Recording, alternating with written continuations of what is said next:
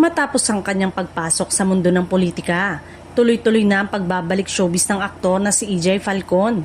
Matapos ang ilang taong pagtutok sa kanyang tungkulin bilang public servant, muli niyang pinatutunayan na hindi pa rin nawawala ang kanyang husay at karisma sa pag-arte. Ngayon, kumpirmado ng bahagi si EJ ng pinakabagong kapamilya action serye na Blood vs. Duty na inaabangang mapanood ngayong April. Isa itong proyekto na puno ng matitinding eksena, drama at aksyon, mga elementong swak na swak sa estilo ng aktor. Ayon sa ilang ulat, magiging kakaiba ang papel na gagampanan ni EJ sa serye. Hindi lamang ito simpleng action role kundi may lalim at emosyon na siguradong magpapakita ng kanyang versatility bilang aktor.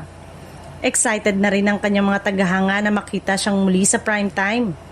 Matatanda ang bago siya pumasok sa politika.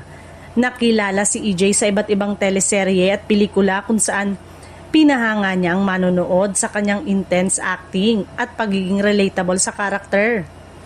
Kaya naman, hindi nakapagtataka na marami ang natuwa sa kanyang pagbabalik sa showbiz. Samantala, patuloy pa rin niyang binabalanse ang kanyang responsibilidad bilang isang lingkod bayan at bilang artista.